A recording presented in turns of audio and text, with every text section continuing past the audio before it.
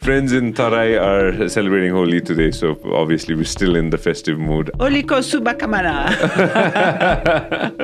What do you think of the digital sphere now in 2025? It dominates everything, and we're running behind it. How have you seen us evolving? We could hardly travel outside Kathmandu.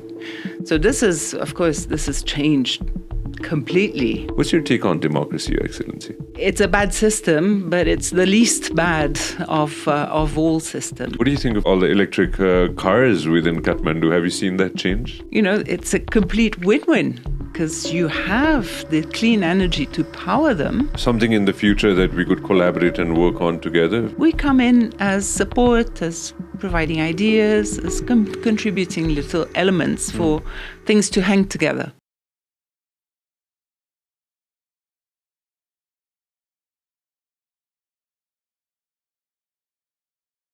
No, let's start with this then. All right, let's start with this. That's perfect. Is that okay with you guys? Your Excellencies, thank you so much for your time. First of all, I just want to say thank you and happy Holi. Thank you. Happy Holi. Holi ko subakamana. Friends in Tarai are celebrating Holi today, so obviously we're still in the festive mood. How was your Holi? Let me ask you that. Oh, wonderful. I had a mix. I had a very sophisticated reception in the morning, and then in the afternoon we changed clothes and went to that was last year actually. This is from last year, right? But we did the same. We enjoyed it so much that we changed into our white T-shirts and went out to Dobamag and to Basantapur. That was fun. That's amazing to go ahead and see that. No, I saw a video as well, and pull out Instagram, and that's your team. Oh, there you go. That's you and your team, I believe, were celebrating it early in the morning. Oh, that's fantastic, and great to see EU-Nepal team on social platforms sharing. The idea is amazing. Like, you share a lot of insightful information. How is digital going on? Let me just start off by talking a bit about that. What do you think of the digital sphere now in 2025? Oh, it dominates everything, and we're running behind it to try and catch up, because a big organization like us, and kind of traditional, and as we said before, a bit boring. We need to adapt. We need to be able to connect to young people and deliver the message, so they understand. So they understand, and so they go ahead and understand the thought process as well. And that's something that we were talking about off air as well. So I'll dive directly into it. Young democracy, one of the youngest in the world, and you were here in early 2000 for the first time? 2001. 2001. How have you seen it changing from being as a tourist, if I'm not mistaken, at that time? No, I was on work mission. On work mission, right? So from then till now, how have you seen us evolving? To be fair, I didn't know it. I came for a few days of mission, but at the time, so when I joined the European Union, I worked on rural development projects in Nepal, in India, Nepal, Bhutan. And Nepal was very difficult because the insurgency was on, and we could hardly travel outside Kathmandu. So this has changed completely. You have peace and stability. That's the foundation for everything.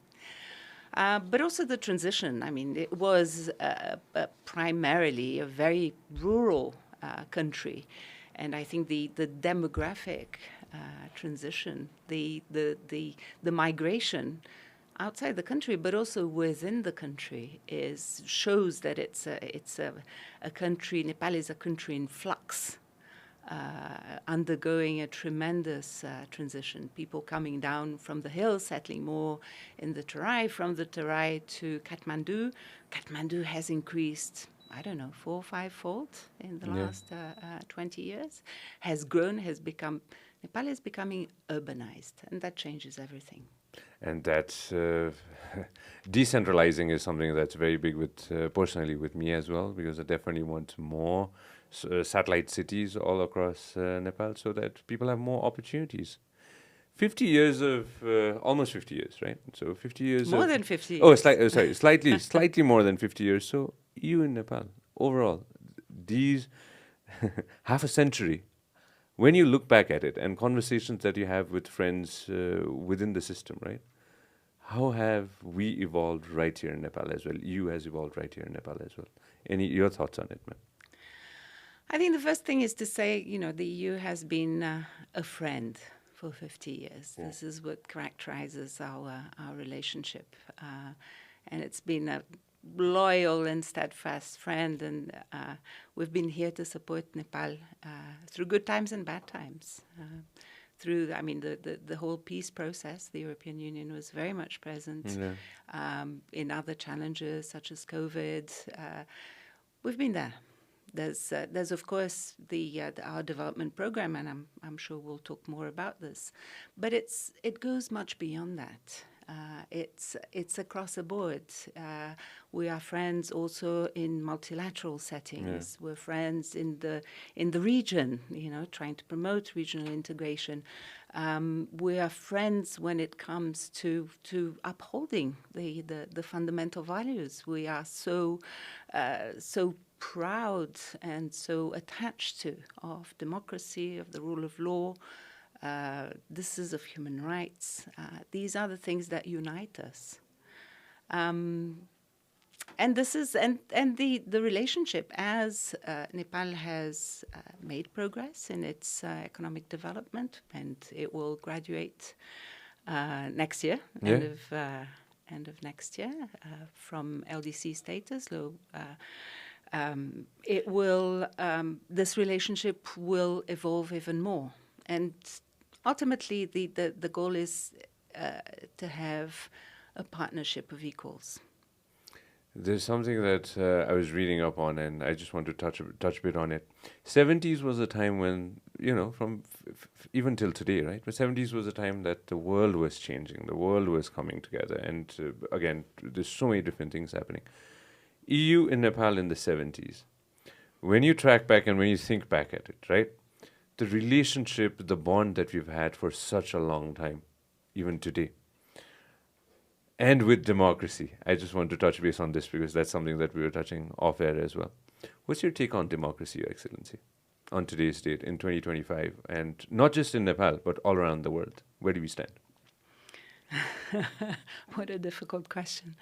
Democracy is the foundation of our societies, certainly in the European Union. And I think Nepal is also very much attached to democracy and has been for a number of decades now. It's not an easy system, and as Churchill said, it's a bad system, but it's the least bad of all systems. Among all the systems. I remember that speech. I definitely remember that speech. And again, I don't know if you know this or not, but I'm a big fan of Churchill for making sure that the world stays intact and the world stays together. And again, I've said this multiple times before on this show, and I'm glad that you brought his name up because I am a big believer in freedom, big believer in all of us coming together, united as one world to make it a better world for the next generation. And that's exactly what we are talking about off air as well. You've traveled extensively within Nepal in the past 1.5 years, ma'am? I have for work and for pleasure. Up in the mountains, down Tarai, everywhere? Everywhere. I've been to, so if we start from the west, I've been to Sudupashim, I've been to Kainali, I've been to Gandaki, of course. I've been trekking in the Annapurnas. I've been to around. We try and get out of the valley every weekend to get some fresh air. So I know pretty well the around Kathmandu. And I've been to Ilam as well. I loved it. And I've been to Madesh, where we have a lot of programs as well. There you go. So we've seen a lot of pictures. This is in Kainali. Yeah. Beautiful. Far West is a very special place in my heart. And I believe we were talking about that off air as well. I feel very, very privileged to have visited Kainali, and unfortunately, it's almost only as work. There's such amazing places, but these places are not open to tourism. They don't have the necessary infrastructure, and so they're still very, I would say, exclusive areas.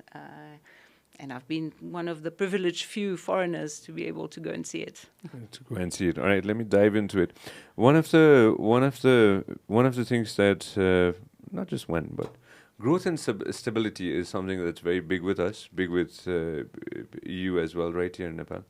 There's so many different sectors that we were talking off air as well, and so many different sectors that we could definitely enhance and work towards, not just for our neighbors, not just for trade and economy, but even with Europe, we could do many things together. I'll jump into economy straightforward, Your Excellency. 1.5 years right here. You've seen the world from developing nations to nations that have already been developed. You've been a part of them, from Thailand to Somalia to all across the world.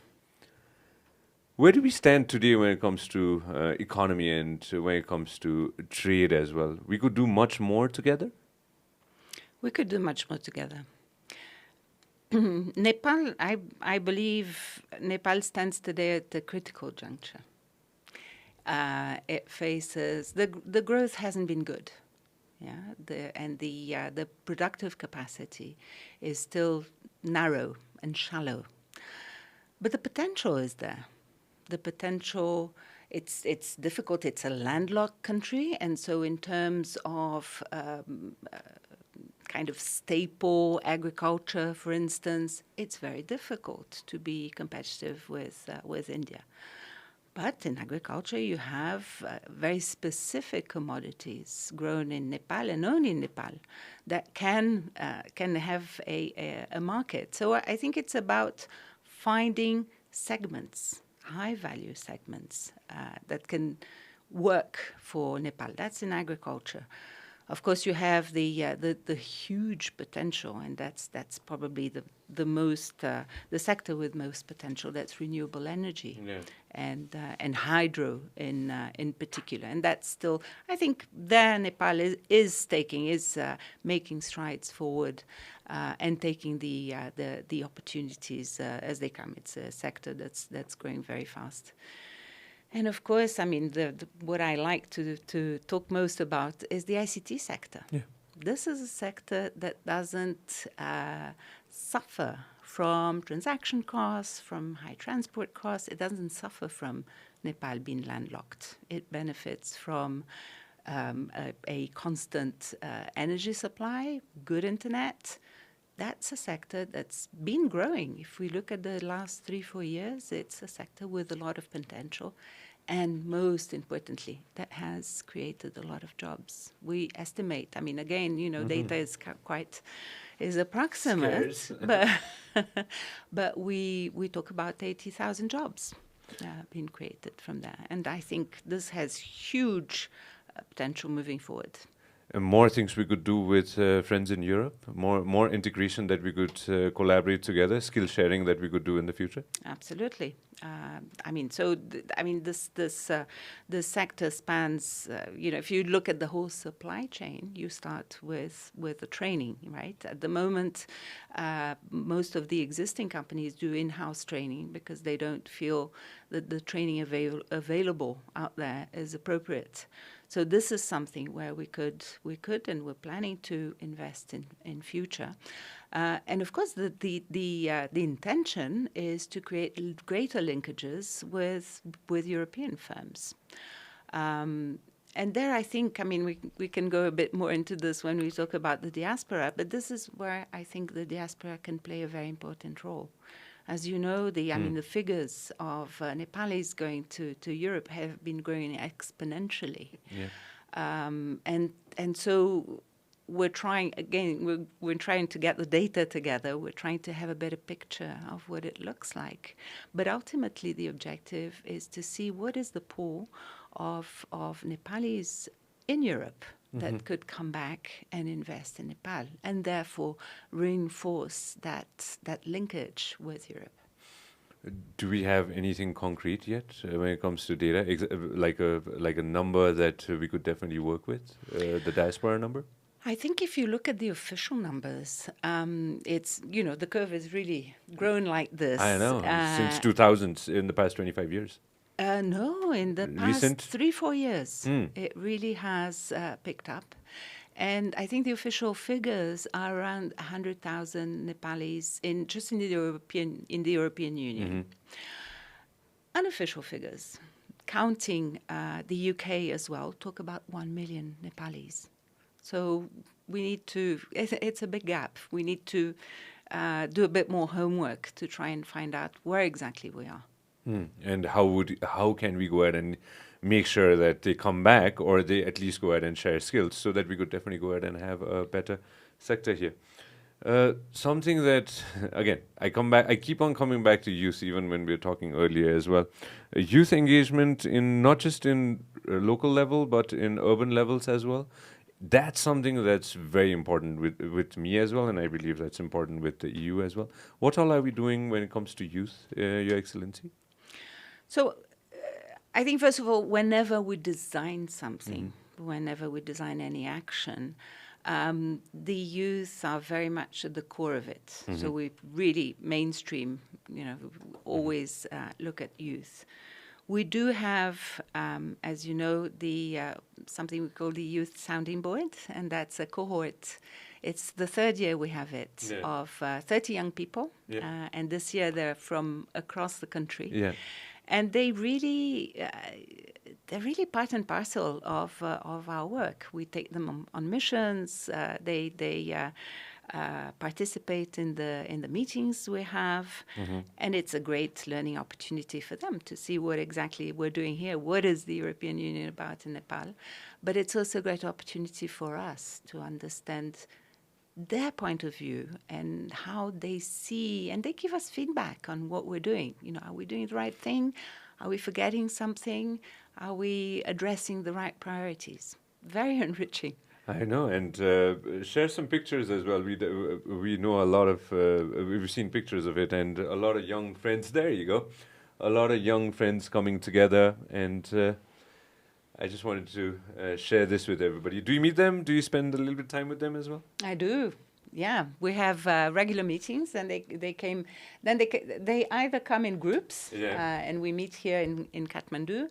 But we also, the last few missions I've done to Madhesh, to Karnali, to Sudupashin, we always have the 2 or 3 from the region to come and accompany us. Who also give us the ground truths.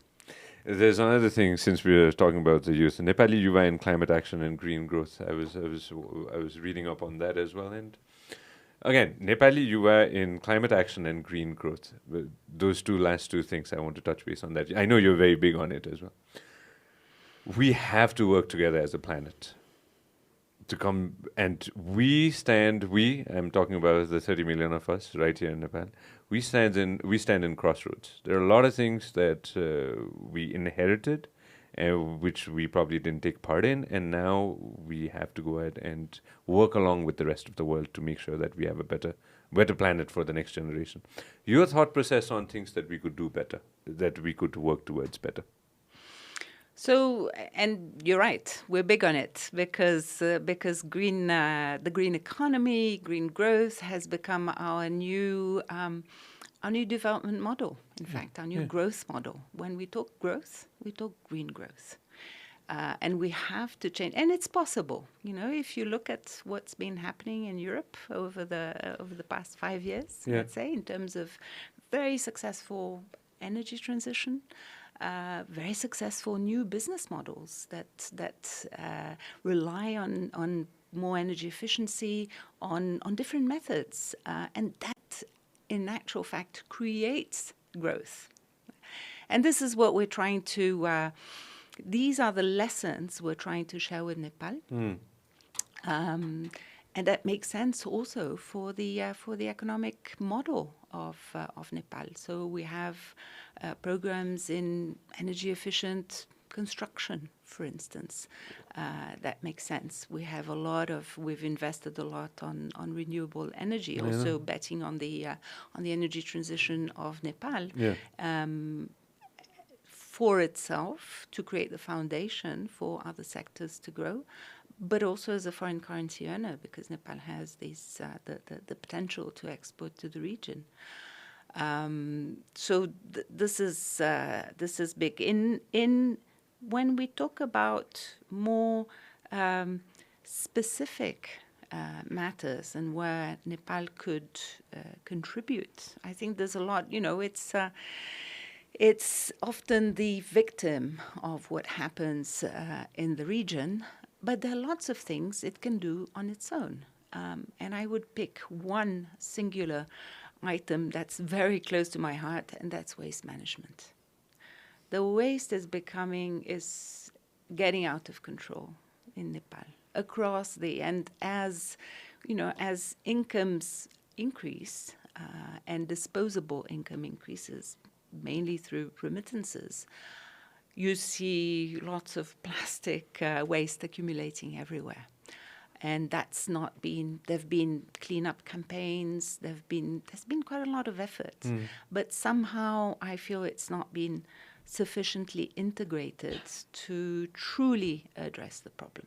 But that's a big problem that needs to be addressed, because it has huge health implications, but also has tourism. It has negative implications for the potential of tourism. I was reading up on a specific part of the planet. I'll jump into this and then I'll come back to us as well.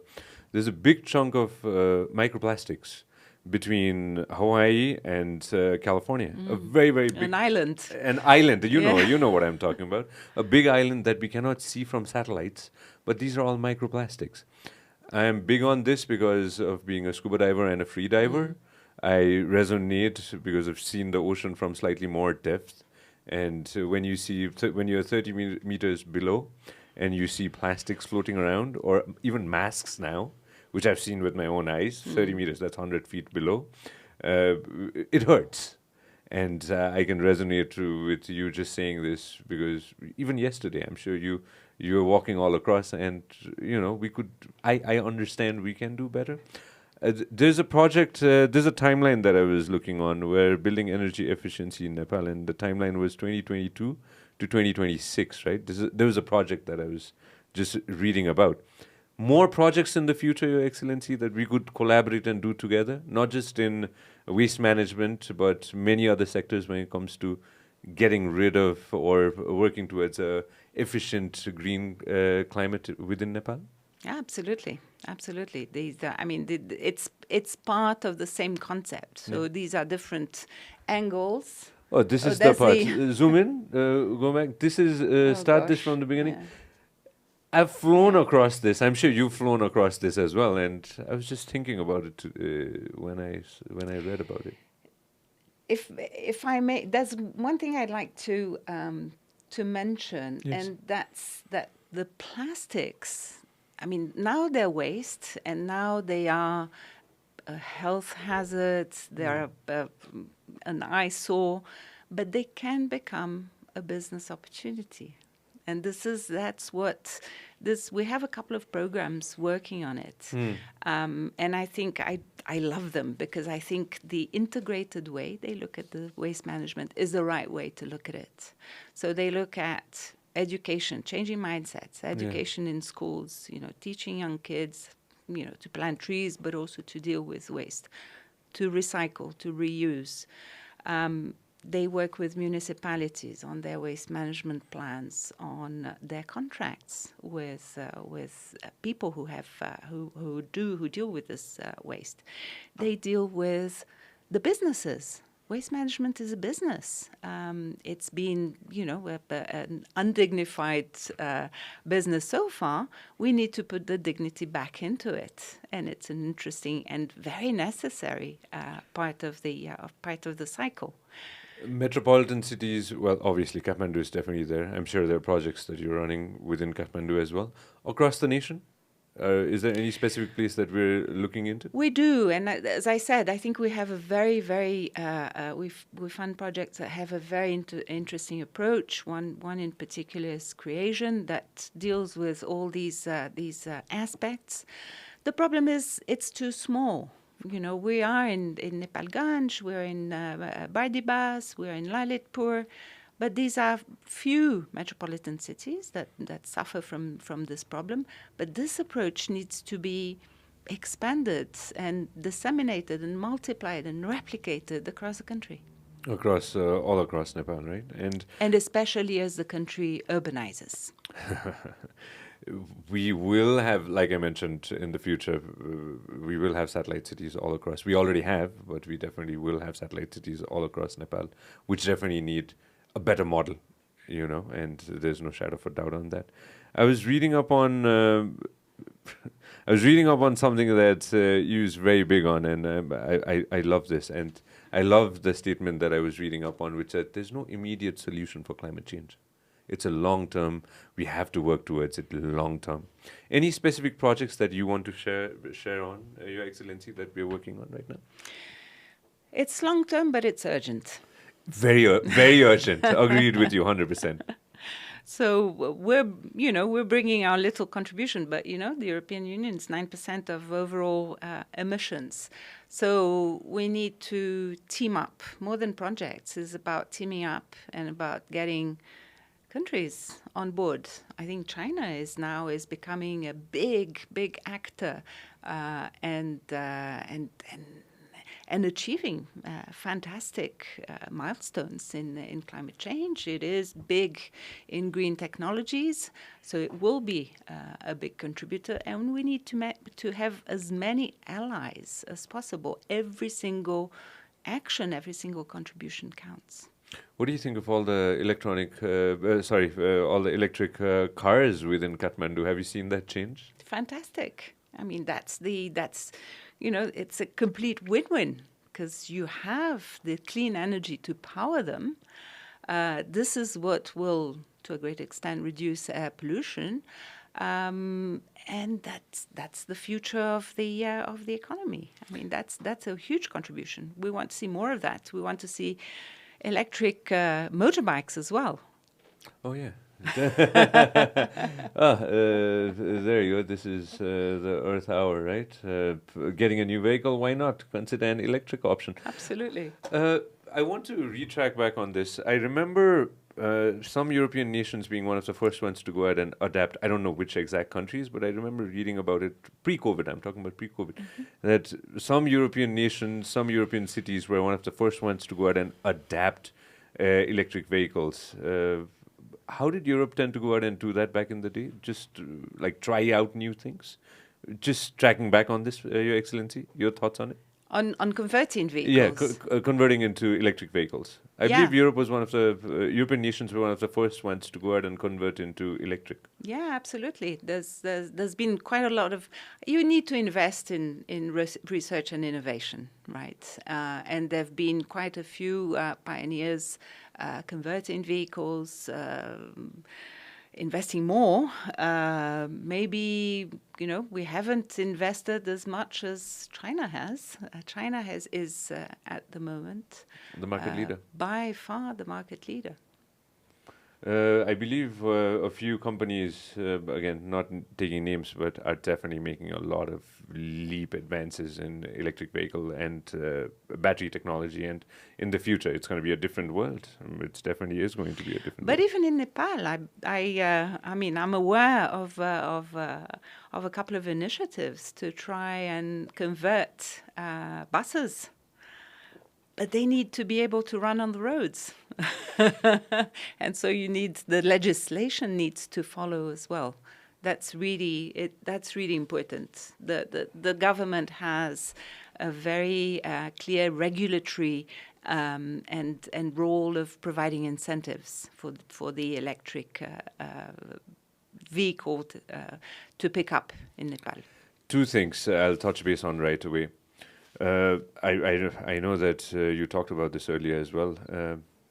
By 2026, we definitely want to move up LDC, right? So Human capital development and good governance. These are two things that I would love to touch base on. Skilled manpower. It's very big with us as well. And again, FDI that we talked about earlier. Your thought process on this, Your Excellency, in the coming half a decade, in the coming decade, let's say. Any suggestions, anything you want to emphasize on that EU is working towards for us to fast track it and move towards a better economic opportunity here? So the graduation from LDC is a great milestone. You know, it's a question of it's a reason to be proud. But it's also full of challenges. It's full of challenges because Nepal will lose a number of tariff advantages. And notably from the European Union side, the everything but arms, that was a zero tariff trade preference. So to counter that, to remain competitive, Nepal has to invest in a number of things. It needs to invest in so if you look at where the exports are at the moment and where the prospective export sectors are in future, Nepal needs to ensure and take the appropriate measures to ensure that these industries remain competitive. And it's about upskilling manpower. It's about improving machinery and making it more energy efficient.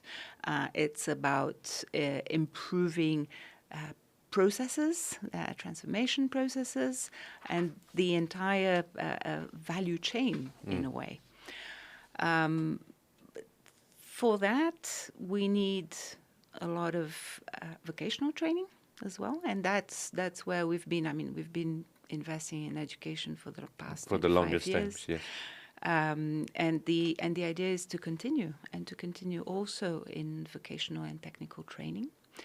But other things are needed as well. I mean, the companies need to work themselves on things like labor standards and safety. The government needs to regulate and more and ensure that these companies comply with standards, facilitate the processes, the export processes, improve, customs, the work of customs from pre-inspection to all the steps.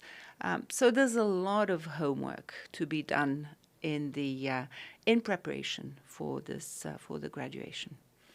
One specific thing that I'm sure we all are expecting me to ask about is the European Union's ban on airlines from flying in EU skies, and this is something that has been with us for a while. Your take on it? Nepal has been on the air safety list since 2013. Let me make one thing very, very clear. It's our joint objective to get Nepal off the list. Yes. Because it's perhaps the sole irritant in our relationship, but also because we want Nepal to have, to grow in tourism and to be able to cater for our tourists. So I think, the objective is in no doubt. We've had an assessment mission that came in 2023 in September, really hoping that conditions would be mature enough to take Nepal off the list, and that it wasn't the case. It was a disappointment for everybody, for us as well. But there are still a number of measures, of safety measures that need to be adopted and implemented by the Civil Aviation Authority to ensure minimum standards of safety. And this is a purely technical issue. It's about the safety of passengers, be they the Nepali, and most of them are Nepali, or foreign tourists. Your Excellency, 2025, we might see a breakthrough in this, hopefully?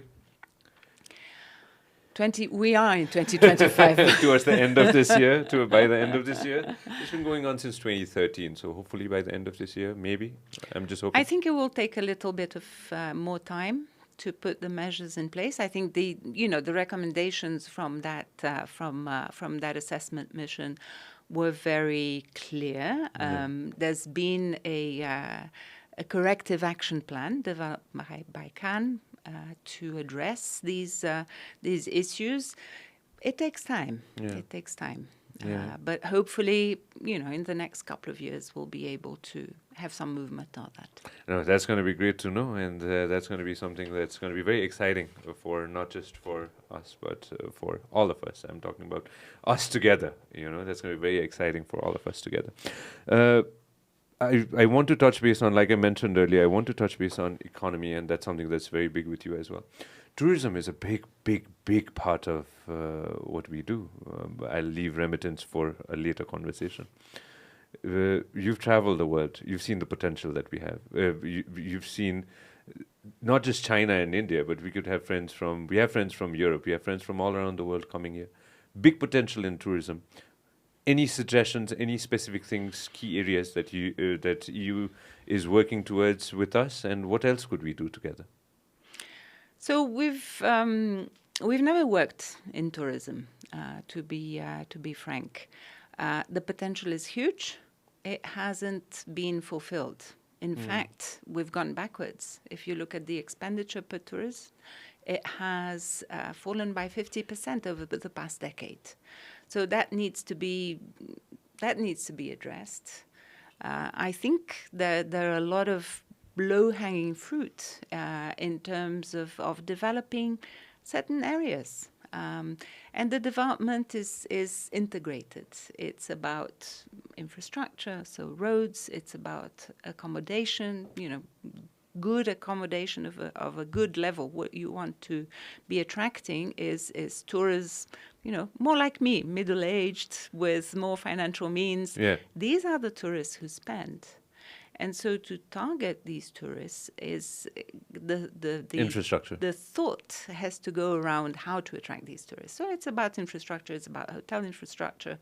It's about road transportation. The road transport. It's also about activities around those areas. And I'll give you an example. We went for a long weekend to Ilam. Oh. Wonderful.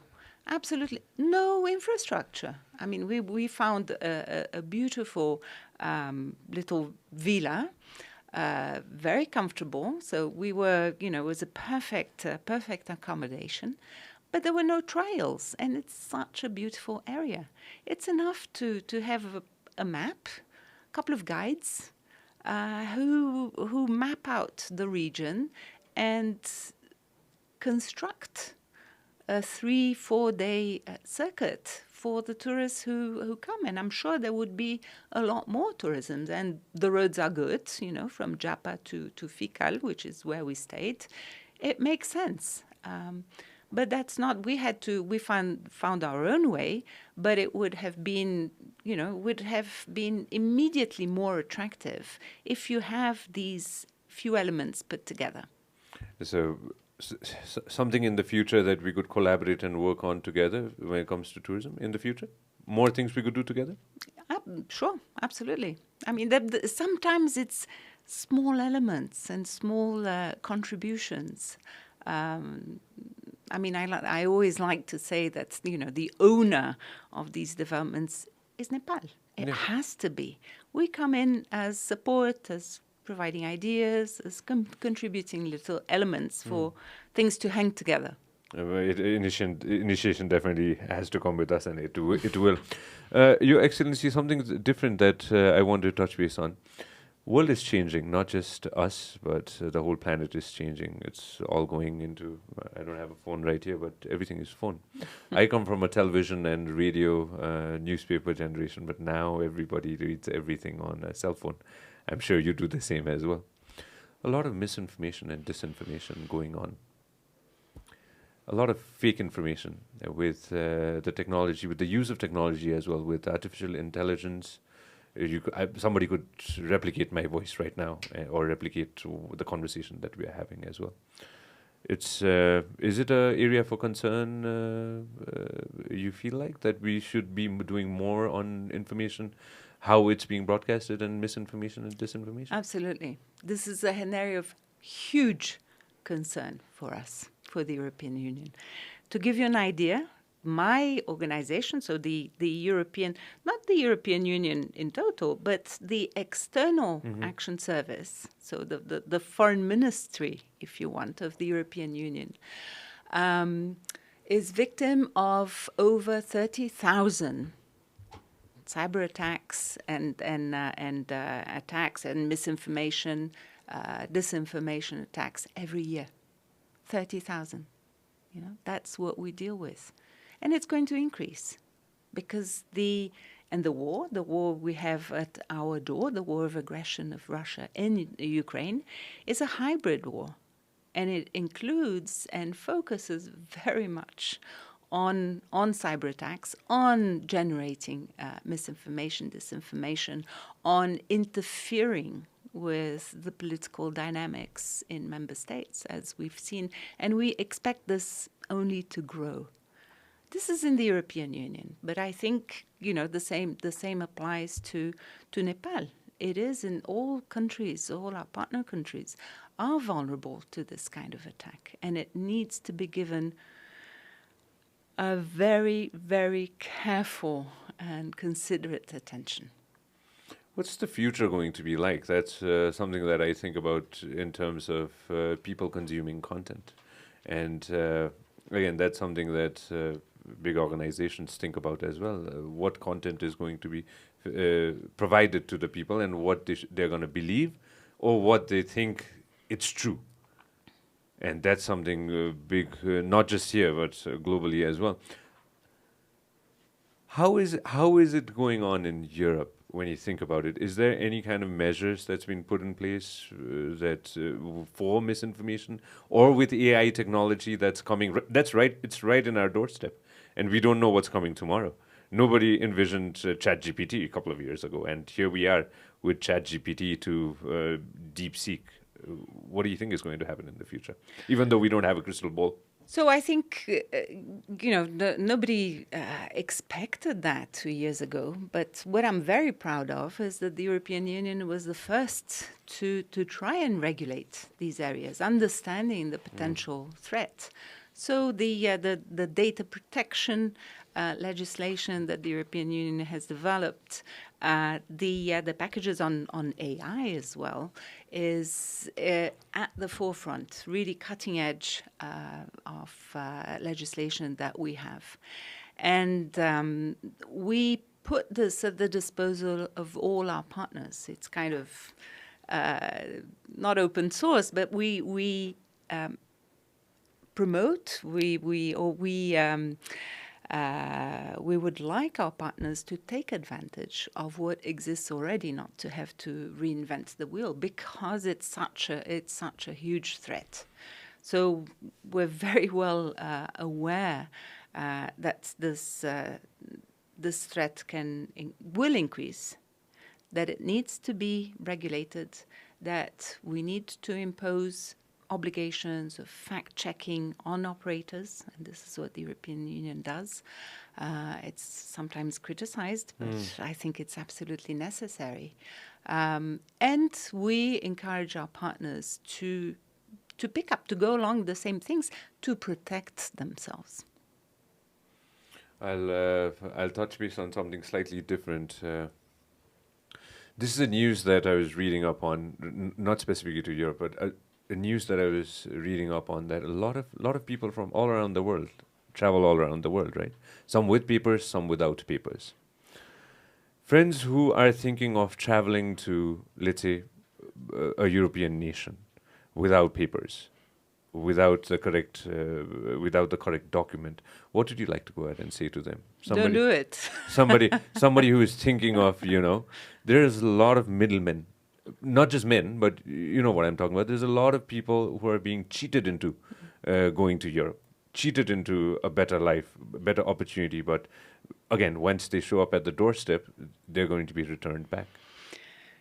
Our fight against Human trafficking. human trafficking, people trafficking has increased substantially in the last, I would say, decade, since the migrant crisis we had in 2015. And this is, and the rules, and because of these, the traffickers have taken so much space and become very powerful. I mean, there are known circuits and there are known tracks. These are mafias playing with people's lives. And this is what we're trying very much to discourage. And the rules have become more strict in the European Union because there's been, because it's been snowballing. And public opinion has little tolerance for increasing migration. It has become a very controversial, a very sensitive topic. So the rules, the rejection, the policy to send people back is becoming much stricter in the European Union, and therefore it should, over time, discourage people from going without papers, from going undocumented, from using these agencies, these intermediaries, who often are just money-making machines, and people are very discouraged. So to avoid this kind of deceit, and people become over-indebted and then come back in a worse situation than they left. We always encourage people to go through the legal route. The counterpart is that we need better ways, a better avenue to negotiate labor agreements with Europe. The reality is that we need our population's aging. We need workers, skilled, semi-skilled workers. And the reality is that Nepali workers are extremely well appreciated, considered abroad. But that needs to be done in a structured and legal manner. And this is something that will take still some time, but that's something we would like to work towards, to have a labor agreement, essentially, between the European Union and Nepal. Kids who want to go out and study in Europe? Oh, we have our Erasmus education roadshow because this is there's no harm in going abroad to acquire skills and then coming back. We encourage that. We have excellent standards of education. We offer fantastic scholarships that really take care which is loved.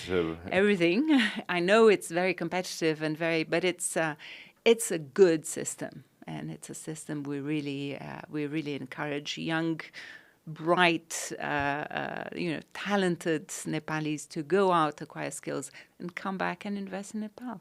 And that's something that's big with us as well. And, that's something that you've been... Oh, there you go. There you go. Mm-hmm. These kids are fantastic. They really are. You get time to meet some of them from time to time? I do. I make a point of it because they're so... they're very motivated when they go, but they're also that we have a bunch of alumni that stay with us. So it's a relationship that we cultivate. They become mentors to the new Erasmus students. They interact with our youth sounding boards. It's part of our network of young, bright, talented Nepalis. We treasure. Absolutely treasure. You've traveled the world. I was reading up a bit about a few places that you've been to, Your Excellency, and every place that you travel, you take a little bit from that space, right? From that place, a few years, a few months, even for a few days.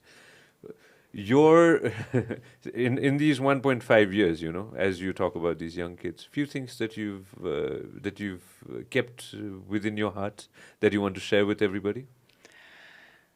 Um, I will never forget. I think when I leave Nepal, and I'm not. That's why I have such difficulty in responding, because I'm not thinking of leaving. But when I leave, I think what will stay with me is this. This diversity, incredible diversity, unpredictable, completely. Very surprising. Every day, I'm still surprised. Very complex society, but fascinating.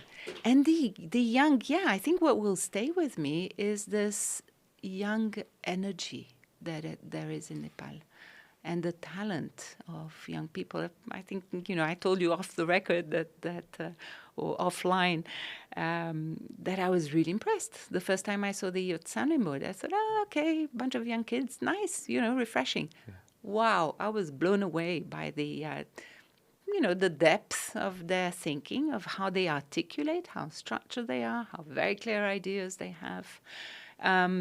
And some of them who are entrepreneurs can make a huge difference in Nepal, have great ideas. We need to invest more in these kids. And I hope that when I come back in 10 years' time, some of these ideas will have flourished. They definitely will. Innovation is very big with us right here in this studio, right here in this office. And innovation is something that we encourage, and having a conversation is something that we encourage, because I am a big believer in solving everything with dialogue. If you sit down in a table together, then I believe 99.9% of the things can be solved. And I think that's your thought process as well. Mm-hmm. Any specific key areas that you think we could collaborate and work towards? I'm just talking about entrepreneurship and startups in general. More potential that the nations could work together on?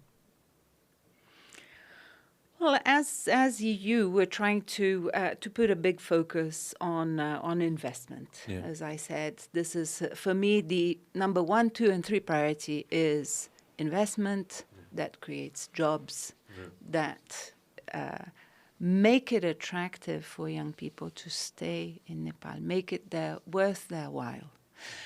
And to do that, of course, as I said, we invest in vocational training, but I think we also need, what we're trying to do is to attract our European investors, especially our European investors who are already in the region, who already have interests in India. Mm-hmm. And who are more familiar with the region, and try to attract them and say, come over here, look at the landscape, look at below the radar. There's some interesting opportunities, as I mentioned, in ICT. They're good opportunities. Invest. That's the and it. Of course, it also needs to be complemented by internal investment. And for that to happen, the environment must be conducive, and that's the government's homework. Off the record, we're talking about a few other things, but I'll bring this back up. Has the European nations how has the European nations dealt with corruption? It's corruption in general, right? It's all across the world. Not just us, it's all across the planet. Controlling corruption is one of the big things that I think we will be working towards in the future. Anything specific, your take on corruption, Your Excellency? I think above all, we still have corruption in Europe. Let's not kid ourselves. Yeah, that's why I said the word. The most important thing is to have checks and balances. Yeah. This is it's the system of checks and balances that ensure that, number 1, it's identified, number 2, it's addressed. Strong judiciary, of course, is always necessary to deal with these cases. But I would say, above all, what is needed is political will. Corruption has been diminished, has been controlled. I wouldn't say disappeared because it never quite disappears, but it has been controlled when there is strong political will and strong checks and balances in the state institutions. And a few things that obviously we partnered up and we've worked together, and we want to go ahead and see in our coming decades. We want to see a lot of change in that. Few projects that I want to touch base on that caught my eye. One was the Sashakta Mahila Samriddhi Nepal project, and it caught my eye, and because it's not just it collaborates everybody together. It brings everybody together, youth, children, everybody together. Share a bit about the project, Your Excellency. So, Empowered Women, Prosperous Nepal, that's the title in English. And it's a venture. I should say it's a venture because it's quite innovative. Yeah. And it's a program that brings together 4 UN agencies. Yeah. So UNFPA, UN Women, ILO, and UNICEF, yes. to address different areas of that can allow for women empowerment. So collaboration is great, takes a long time, and it's very complicated. But we're getting there. It's a very interesting program because it sees 3 pillars of women empowerment. The first one is around the respect of women, so addressing gender-based violence and giving them a pathway to articulate it. So a lot of repressed gender violence needs to come out first, and what we've seen is the numbers, in fact, of abuse cases being reported going up. It doesn't mean that the abuse is going up, it just means that people are talking, women are talking more, and that's a very important first step. And then an institutionalized pathway, and there's the one-stop crisis management centers that are based in hospitals, that are linked to the police, and I think that have had a great uptake by the Nepali local authorities. They see it as a useful tool to address the types of abuses. And then the second pillar is around women financial empowerment. A lot more difficult to address because ultimately women will be more respected and less abused if they are independent. I mean, this is a lesson I've learned ever since I was a child, and I think this is a lesson every woman should learn. The need to become financially independent. And there are activities in rural settings, also trying to link communities to income generation activities to allow women to have their own income. And the third pillar is about women's political participation. And for us, while we have, it's true, Nepal has these quotas and so on, but to be truly empowered, a society must allow the full participation of women in the political life at all levels. It's starting to happen. There have been few backlashes in the last election, but that's also a long-term effort to put women in positions of power. And we're very lucky that we had the president of Nepal, and now in the near future, touch wood, I would love to see that very soon, the Prime Minister of Nepal, and it's going to be very, very interesting. Tourism, this was a thought that came to me early in the morning, and I have a lot of friends in tourism. And a lot of European friends from a lot of European nations visit Nepal, not just for trekking, mountaineering, but again, to see Nepal, even if they're within our 2 different neighbors, again, come in. In the future, maybe a beautiful collaboration between Nepal Tourism Board and EU coming together. Maybe we could go ahead and play more advertisements in EU channels, just a thought process, or radio stations, or many things that we could do together in the future. Absolutely. I mean, one should one thing I should have mentioned before is that we work very closely with our member states. Yes. Yes, and we call it Team Europe. I know. And we, depending on the subject, we collaborate with a group or with one or with two. And tourism, of course, in Europe you have tourism champions. You have Spain, you have Greece, that's the Minister of Tourism. That's Badriji, and he's a very good friend of the show, and so is Nepal Tourism Board. And again, I see a lot of potential again with tourism, and in the future, definitely want us to collaborate more on this. He's a gem of a person, and like you were mentioning, within the European nations. So these European nations, I have had several offers, and I've actually communicated it to the minister of our member states who are strong in tourism, who have who are second, third tourism destinations in the world. In the world, yeah. They know their business. They can provide support, technical assistance, and this has been offered. We need to take the next steps now. We're just working towards the next steps. Your Excellency, there's the many different projects that we're working on. Anything specific that you'd want to share with the youth population who are listening right now? Not just in Nepal. We have a chunk of a good solid diaspora listening to us from all around the world. So anything specific that you want to share with them?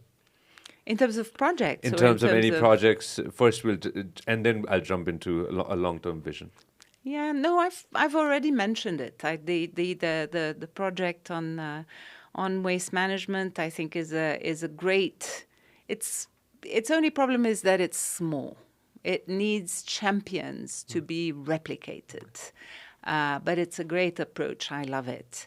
And the other thing I'm very keen on is the projects we have on incubating new startups. Yeah. And this is why I said there's some great ideas out there. So that's the kind of thing. And yes, with the Diaspora, I've had a couple of contacts as well. That's the kind of thing that needs to be scaled up, invested into, and scaled up. I'm with you on that, and any way that we could help out, any way that we could see, we're good at disseminating information. We just want to make sure that we share information that's going to be betterment for our partners, as well as for, like I mentioned earlier, the 3 crore Nepali that are listening to us. Any future plans that you have personally to travel within Nepal in the foreseeable summer? Oh, my husband is planning the next trekking adventure. Amazing, amazing. No, I'm with you on that. And specific things that we are doing collaboratively together that you want to share with my listeners? Oh, I think I've given you a lot, but No, I think I'll put again the emphasis on the green transition. Yeah. I think that's really, it combines the absolute need to address climate change and the business opportunities and the investment agenda. So I think that's a great, everything we do on the energy efficiency addresses multiple issues and makes a lot of economic sense. And in general, it makes a lot of common sense as well, because that's something that we have to emphasize on, that we have to work towards on. And we'll talk again. This is the first time we're talking about. I would love for you to come back on the show, and we'll talk on more progress that we've been doing together. And obviously, that's you and the Prime Minister. I believe some time ago. I believe this was last year, if I'm not mistaken. This was, this was last year, shortly after the start of the new government, about a month in. And that's me pitching for the need to generate more investment and more jobs to the Prime Minister. And that's exactly what both of us talked about for hours as well, and that's something that's going to come out as we move along, and we'll definitely collaborate and work together. Your Excellency, it's been a pleasure. Thank you so much for your time, and thank you. Looking forward for us to working together on many different sectors and doing things together. Thank you so much for your time. Thanks. Well, perfect.